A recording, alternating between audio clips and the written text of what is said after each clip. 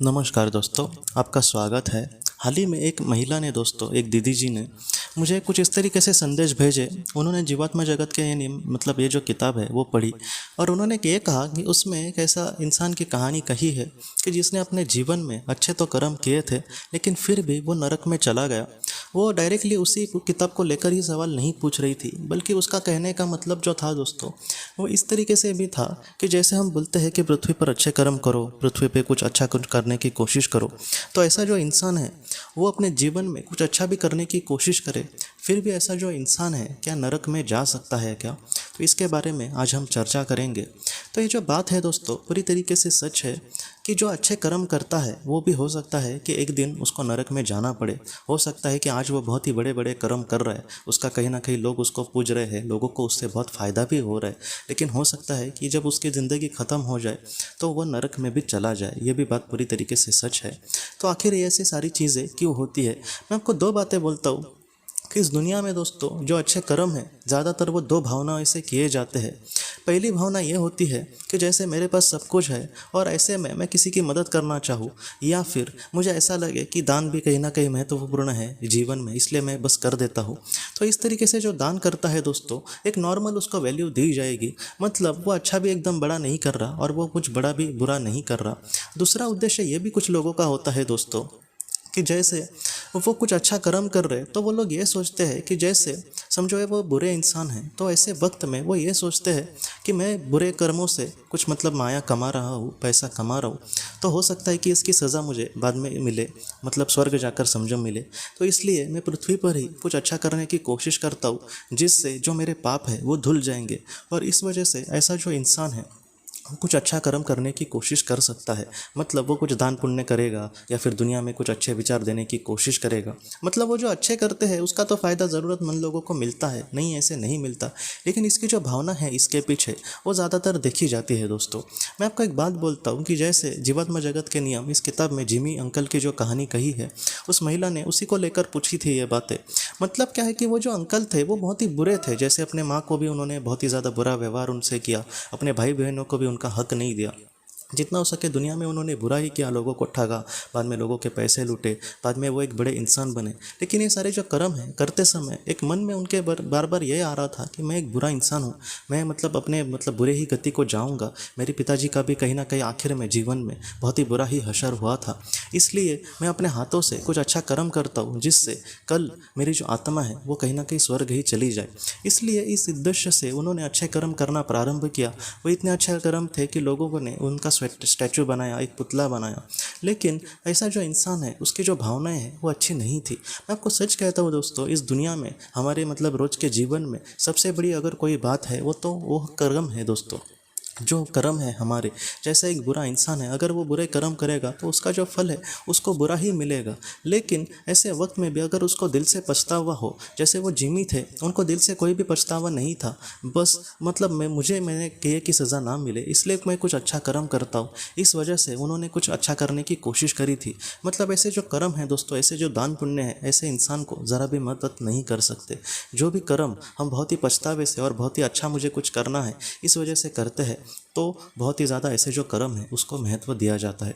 तो अब आप यही सोचेंगे कि जैसे दो तो चीज़ें हो गई, इसमें अगर कोई कुछ अच्छा करने की कोशिश करे तो हो सकता है कि उसको बड़ी वैल्यू भी ना दी जाए, या फिर ऐसा जो इंसान है जो बुरा ही होगा फिर भी वो दान पुण्य करे फिर भी उसका जो पाप है वही जमा होगा। ऐसे जो दान पुण्य है उसको ज़रा भी मतलब पुण्य में नहीं डालेंगे। ऐसे जो इंसान है उनका क्या मतलब, तो हम जीवन में किस तरीके से आगे बढ़े? तो इसका जवाब यह है दोस्तों, जो सत्कर्म है, जैसे हम बड़े बड़े संतों ने भी बहुत कुछ समाज के लिए किया, उनके मन में कुछ भी बुरा मतलब भावना नहीं थी कि मुझे इससे ये मिलना चाहिए। कहीं ना कहीं उन्होंने निस्वार्थ भावना से लोगों की सेवा की, उन्होंने कुछ भी नहीं कहा चाहा किसी से। ऐसे भी लोग दुनिया में होकर गए दोस्तों। जैसे अभी हमने बात की कि जिन लोगों के पास पैसा होता है वही देते हैं, ऐसी बात नहीं है। इस दुनिया में बहुत सारे ऐसे भी लोग हैं कि अपने पास कुछ भी ना होकर भी जितना हो सके दुनिया को कुछ देने की कोशिश कोशिश करते हैं। मैं आपको सच कहता हूँ, ऐसे भी लोग हैं कि मतलब मजदूरी का काम करके भी वो कुछ दान पुण्य करने की कोशिश करेंगे, बस समाज के भले के लिए या फिर किसी और के अच्छे के लिए। तो ऐसे जो लोग हैं दोस्तों, इनका जो मतलब हो सकता है ना कि छोटा से छोटा दान एक बड़े इंसान के बड़े से बड़े दान से भी बहुत बड़ा हो सकता है। क्योंकि जिसके पास है और फिर भी वो कुछ दे रहा है तो वो ठीक ही है, लेकिन जिसके पास नहीं है फिर भी वो बड़े मन से अगर कुछ करने की कोशिश कर रहा है, तो ऐसी जो बात है उसके आत्मा के लिए सच में बहुत ही ज़्यादा महत्वपूर्ण होती है। तो जो सच्चा दान है या फिर सच्चा जो कर्म है पुण्य का, और निस्वार्थ भावना से आना चाहिए। मुझे बस दूसरे के अच्छे के लिए कुछ करना है, बाकी उससे मुझे कुछ भी नहीं चाहिए। जैसे आज मैं मतलब बहुत सारा कुछ अच्छा करने की कोशिश करूँ, करोड़ों का कोई मतलब दान करे या फिर बहुत कुछ अच्छा करने की कोशिश करे, तो ऐसा जो इंसान है वो मतलब अच्छा तभी माना जाएगा जब इसके प्रतिफल में उसको एक मतलब कण की भी आशा नहीं होगी।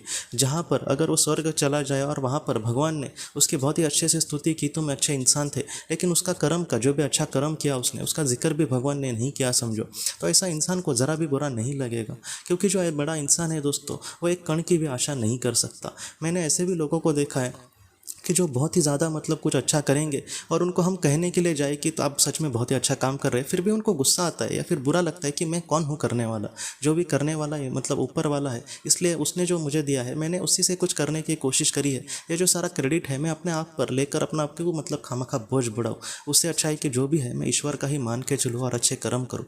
तो इस तरीके से मतलब जो इंसान दोस्तों जो अच्छा है, जिसके कर्म भी ठीक ठाक है और वो फिर भी वो निस्वार्थ भावना से किसी के बस अच्छे के लिए, किसी के सामने वाले का अच्छा हो इसलिए बस उसी भावना से कुछ करता है, उसके बदले दोस्तों एक कण की भी आशा नहीं करता, जो ऐसा इंसान है, ऐसे जो कर्म है दोस्तों, उसी को पुण्य कहा जाएगा। मतलब ऐसा जो करने वाला इंसान है वो हो सकता है कि आत्मलोक में स्वर्ग से भी बहुत ही ऊंचे पद पर चला जाए और वहाँ पर वो बहुत ही खुशी से, शांति से और समाधान से रहे।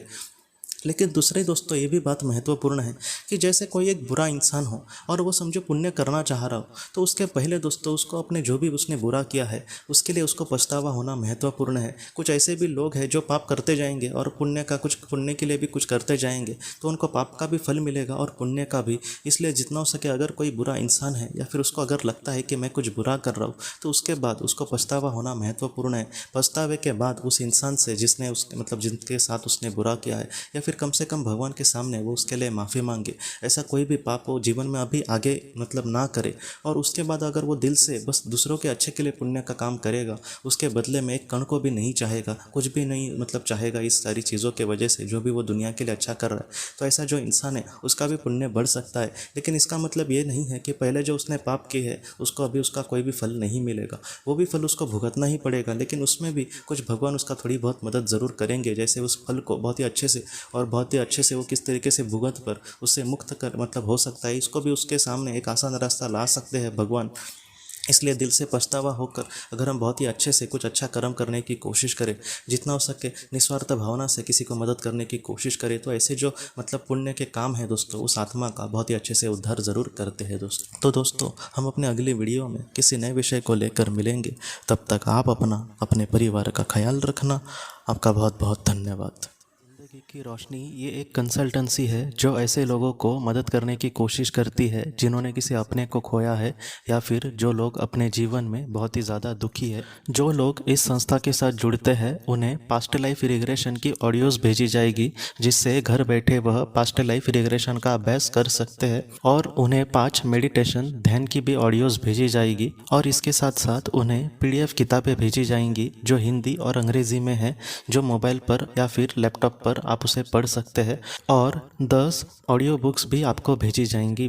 तो दोस्तों अगर आप इस संस्था के साथ जुड़ना चाहते हैं तो कृपया इस नंबर पे व्हाट्सएप मैसेज करें। आपका बहुत बहुत धन्यवाद।